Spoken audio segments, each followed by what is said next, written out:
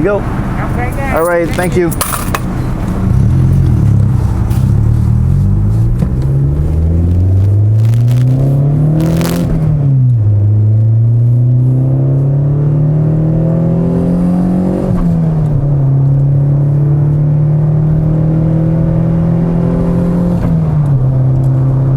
Welcome back to the channel, everybody. Thanks for tuning in. Kind of silly to say I didn't have an intro for this video, so I'm kind of shooting it as I'm on the way to pick up some parts. I found some parts on OfferUp for a classic Saab, and it's kind of some rare stuff, so I want to make sure I can get my hands on it, and it's in like new condition. Very rare stuff. Anytime something like that comes up, I always jump on it because it's going to be gone within a few minutes. But topic of today: high oil consumption and engine failure, and possibly some things that you can do to prevent this from happening on your Mazda Protege. Let's rewind the clocks back to back when I first got the car. 140K on the clock. Car was doing okay when I first bought it. It had a fresh oil change on it when I first bought it. It was doing okay. And as always, any car that I buy, whether it's used, actually that's all I've ever had is used cars, but any car that I'm working on or that I'm driving or whatnot, I'm always checking the oil, as you should do on any car. And I would say after about 9 months of driving the Protege, I would check the oil and I would notice the oil level starting to get low. And the oil level was, I don't know, I'd say around, it seemed like every 900 or so miles, 700 miles, the car would start to eat like half a quart of oil, which I figured, okay, it has 140K on it. That's not that big of a deal. I'll just ride it. And at first, I gotta admit, when I was changing the oil, I was changing it regularly at 5,000 mile intervals, and I wasn't using the best oil that I could possibly find, because I had plans to do an engine swap and other things. But and while I had this car, I was just gonna kind of like do cheapo oil filter, but do it regularly, and you know, keep fresh oil in it and whatnot. And so the oil that I was using, I gotta admit, I was using some really cheap stuff, but it actually turns out this oil is pretty good. It's the Supertech oil that you can buy at Walmart. You can get like 5 liters for like 15 bucks. It's cheap, but it's actually a pretty decent oil. It's not that bad. But I later found out the oil that I was using wasn't the issue. So I would drive the car maybe 700-800 miles, 900 miles. I noticed it was using half a quart, and over time it started to use a full quart of oil. And I got concerned, and I was like, oh, let me start checking some stuff. So one of the first things I did, I pulled the spark plugs. Okay, one of the ways you can read if it's actually burning oil, using oil, whatever. Just pull your spark plugs. Take a look at the spark plugs. I looked at the plugs. They looked okay. I didn't see any oil fouling. I didn't see anything out of the ordinary with the plugs, and so it threw me for a loop. And I was like, wow, this is quite strange, because I don't see where this engine is burning oil. I can't see it. So I just kept driving it. And then one day I just took a look at the car underneath, and I was like, okay, I think I got what's going on with it. I think I know what's going on with it. But first, before I try this, let me switch oils. Now, I gotta admit, I was using, of course, the cheap oil, the Supertech oil in the blue bottle, and then I switched to Mobil 1. When I switched to Mobil 1, the weight of the oil stayed the same. I was using relatively thin oil for the Protege, which was I'd alternate between 5W30 and 5W40 oil. Not that big of a deal. But I switched between those oils, and when I switched to Mobil 1, and it got worse. The problem got worse. I was like, what the hell? So it started using a quart of oil every 500 miles, and I was like, oh my God, this is getting out of hand. I couldn't tell if it was burning oil or not, because every time I read the plugs, I look at the plugs, they look normal. There was nothing wrong with the plugs. I was like, what the hell is going on? So I was thinking to myself, okay, maybe the oil is just evaporating. Maybe it's just dissipating. Because excessive heat will actually make the oil, it'll cause thermal breakdown. And when that happens, when thermal breakdown happens, I don't want to say the oil evaporates, but it does kind of do that. And so I started trying to think of ways to take heat away from the engine oil. And that's when I started making things. And my first thing that I did was I wrapped the downpipe. So the downpipe on this car is very much similar to the downpipe on a lot of front-wheel drive cars, and that is the downpipe runs underneath the oil pan. Well, the downpipe on the Protege is an iron pipe. And just like anything iron likes to take in heat, and it likes to soak that heat in, and it likes to retain that heat. And that excessive heat is just radiating right into the oil pan. And I was thinking, that's it. All right, I'll just wrap the oil pan. I'll wrap the downpipe in like some exhaust wrap. It'll reduce the heat, and it'll prolong the life of the oil. So I wrapped it. I wrapped the downpipe from the bottom of the catalyst all the way to midways to the secondary catalyst, and it did make an improvement. It did make an improvement. The oil started lasting a little bit more than 500 miles. It actually went back up to about 800 miles, and then it would burn a quart of oil. So I said, okay, there was a small improvement, but it did fix the problem. And I just could not figure this out. Because I wasn't, like when you drive the car, you couldn't see any smoke coming out of the tailpipe. There was no indication of any problems with the engine. It wasn't ticking, it wasn't doing anything. It was just using a bunch of oil. It was just, you know. So the second thing I said, okay, maybe that did help, but it didn't do enough. What if I construct myself a small 2-row oil cooler with a fan? So I did. And I'm going to show you pictures of this that I constructed and how I constructed it. And this actually did work for quite some time. Well, it worked and then it didn't work. It was leaking, it leaked oil, but it was a really cool design. And I'm going to show you pictures of it on the car. I'm going to show you pictures of how I constructed it and all this stuff. This was all things that I was trying to do to minimize and mitigate the oil consumption, which later on in the future did not solve the issue. But yeah, I'm going to show you those. So I made this oil cooler out of some aluminum tubing, some pipe fittings, and some oil cooler line fittings, and a whole bunch of different things. I had an oil cooler fan. I had a little fan from Spal. It was actually a very nice looking little setup. And I wanted to mount it in the flow of cool air underneath the car. And I mounted it right in front of the gearbox, and I had to make custom mounts and all that type of stuff, because at first it was just kind of sitting on a bar of aluminum or steel that I stretched across, and that didn't work out too well. So I said it did work, so let me try up some other mounts.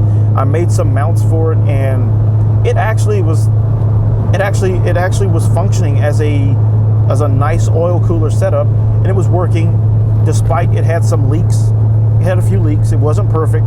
I had never done anything like that before in my life, but I had been watching videos, fabrication videos, getting ideas, and of course, being a BMW technician, you get to see how BMW makes things. If you pay attention to how BMW makes brackets and just parts for their cars, it sort of bleeds off on your creativity and ability to be able to make high quality looking stuff. And you'll see when I make this oil cooler, it's not the best, and I'm not bragging about it, but it does look cool.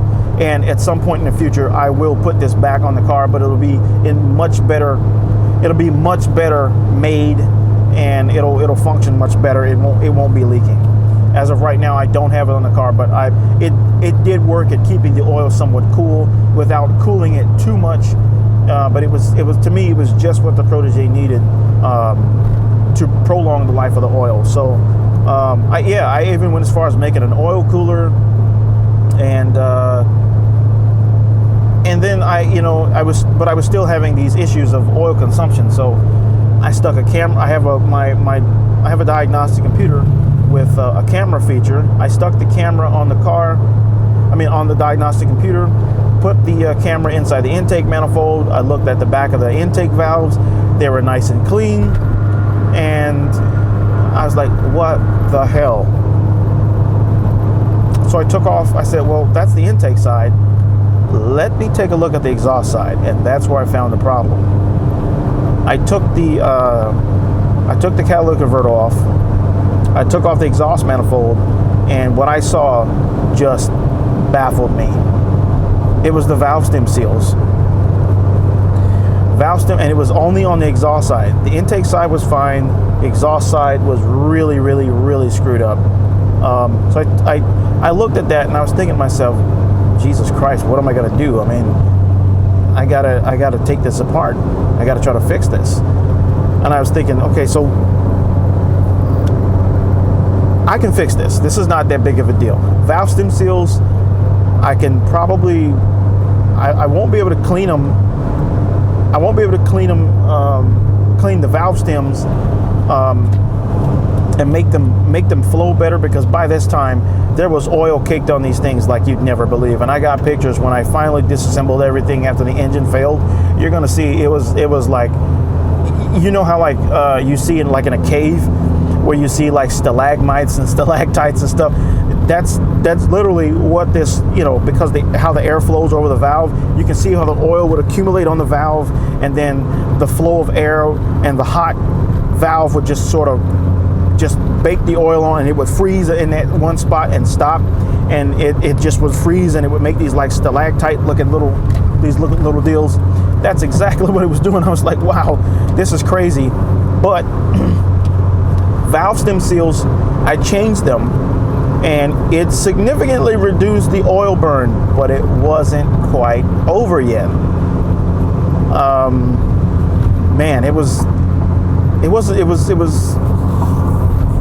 I was at this point. I was like, it can only be the piston rings, and I was right. What I found when I disassembled this engine, it wound up being the piston rings. But before I get that far, I want to tell you what I have. I changed the valve stem seals, significantly reduced the oil, but it would still burn oil. I would say after about 12, I decreased the oil burn from about 700-800 miles to right around 1,500 miles. I still wasn't happy with that, because I'm like, normally you start to see your oil level drop right around the 4,000 mile mark, and this is the mark at which the oil reaches almost the max saturation point of hydrocarbons and by-combustion products, and that's why the oil turns dark the way it does, right around 4,500 to 5,000 miles, and that's why you should start to change your oil at that point. So that's my oil change interval, 4,500 to 5,000 miles. So I said, you know what, this car still is going to it's constantly using oil, so screw it. I'm just going to, I changed the oil and it would just burn it. So I started putting the Supertech oil back in it. Mind you, I'm using 5W30. And over time, it would just burn oil. So I just keep a quart of oil or that 5-liter jug of oil in the back of the car. This way, I just have oil. Wouldn't have to go buy oil all the time. Well, over time, I'd say about 6 months after I changed the valve stem seals, I started to hear a light knock coming from the engine. I'm like, okay, what's this? So I'm looking at it, okay, maybe the valve train is off. Maybe, because this thing does have, the Protege does have, it doesn't have hydraulic lifters. It has tappets, like bucket over, shim over bucket. That's what it has, excuse me. And so I was thinking, okay, it's just out of adjustment. So I went to the salvage yard, and I didn't have enough shims. Now, mind you, you can buy these shims from Mazda, but they're kind of expensive. They're almost like $30 a shim.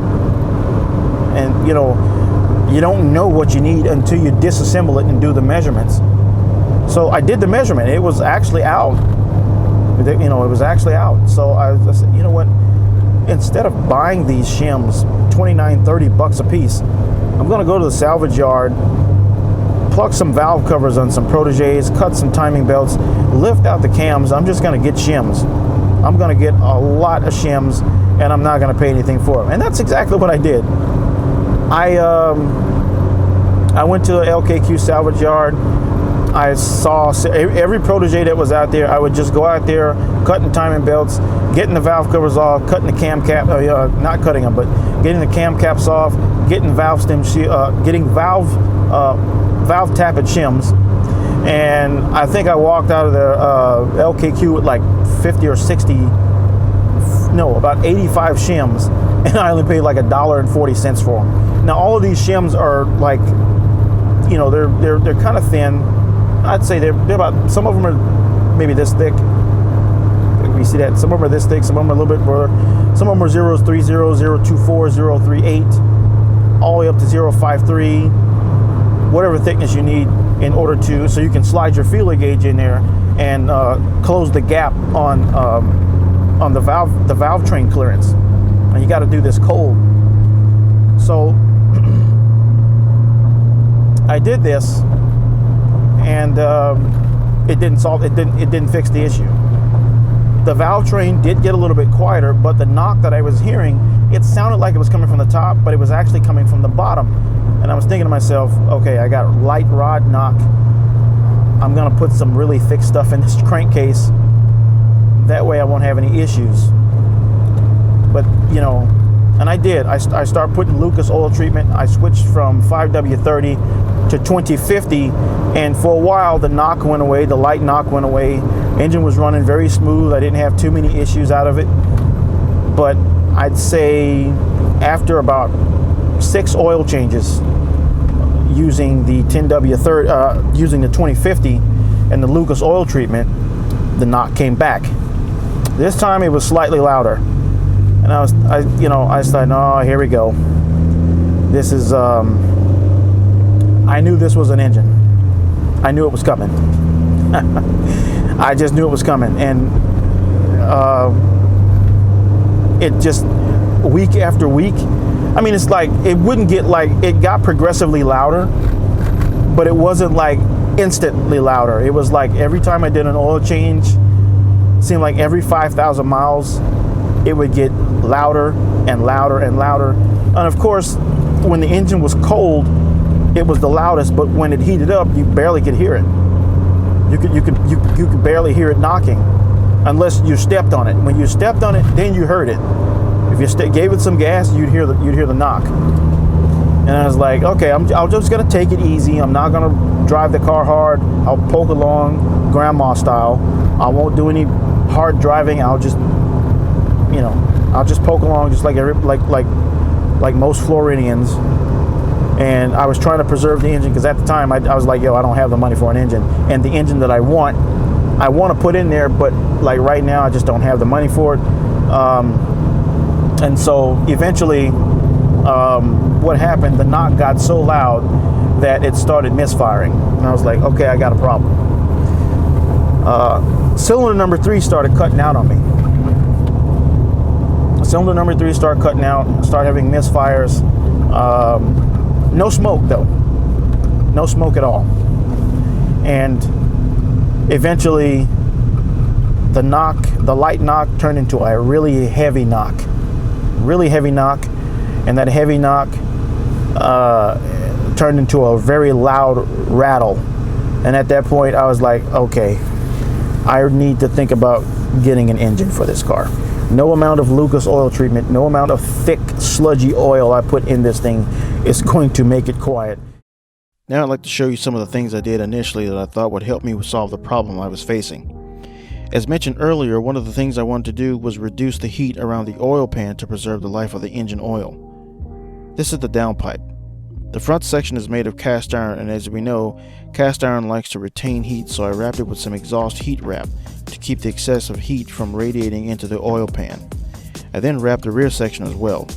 So great improvements, but hardly the solution. Here are some images of the oil cooler I constructed using 2 small Durali power steering coolers. some heat-resistant plastic, a bunch of AN fittings, and a small cooling fan from Spal. In my opinion, the oil cooler looked pretty trick and it was very effective at removing heat from the oil. I used aluminum tubes to transfer the oil through the circuit. Surprisingly, the cooler itself was not expensive to build, but the AN fittings is what drove the price for this unit up. I used a tube bender to bend the tubes, and Rigid makes a nice flare tool to flare the ends of the tubes to allow for the use of AN sleeves and fittings. I had never done this before, so I just took a bunch of measurements, shaped and cut some tubes, and in about 10 working days later I had a cooler and a circuit. I used a Mishimoto oil filter adapter to get the oil flow through the circuit. What I should have done was use rubber hose rated for high hydraulic pressures, but I wanted something that would look cool underneath the car and still be functional. When I first mounted the cooler, it was sitting on top of a shaped strip of steel such as you see here, but this was not very sturdy and something else had to be fabbed up, so I made these nifty looking braces to hold it into place. I simply bent the tubes into the desired shape, flattened the ends, mounted them for fitment, and then painted them. As nifty as it looks, it was functional but not without flaws. The system leaked. The AN fittings required copper cone washers to perfectly seal the circuits, and I soon found out that the coolers could not withstand the high pressures of the engine oil. This would mean some revisions. The leaks weren't too bad, but was something undesirable to have happen with high oil pressures. So I ran the core for about, maybe 4,000 miles before I removed the system. I noticed the improvements it made at preserving the engine oil life, but again, it was not the solution. When the time came that I was sure that I would need an engine, I removed the unit and disassembled it, during which I got a chance to film and snap photos of some of the disassembly process. At this point, the accessories, the timing belt, and covers had already been removed. I began with the disassembly of the engine, starting by removing the camshaft bearing cap bolts and then removal of the camshafts. Once the cams are out of the head, I then had access to the cylinder head bolts. These can be removed by hand or with an impact wrench. Once the bolts are out, then the cylinder head can be removed.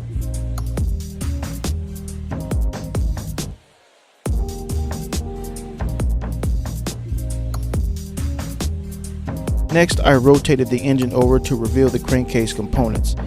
This is where the main failure occurred. Here, I'm removing the oil pan. What you're going to see confirms the damage to this engine. Yep, it's toasted. Just look at that metallic greasy mess.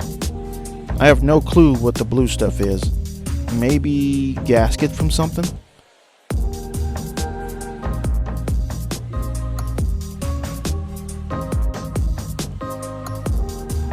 Amazingly, the engine was still running before I removed it. It was just running horribly. Next, I'm going to rotate the engine over so that you can hear the rod knock. This will be the number 3 rod bearing that's knocking. With every rotation, you can hear a very distinct knock. Listen carefully.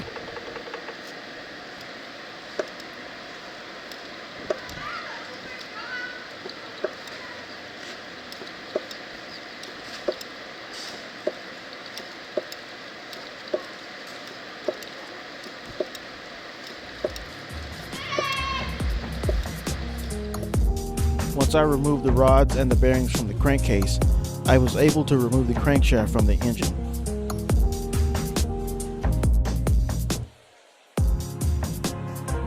I then inspected the block to check for any damage. The bores were still in good shape and there were no apparent damages. The good thing is this block is reusable.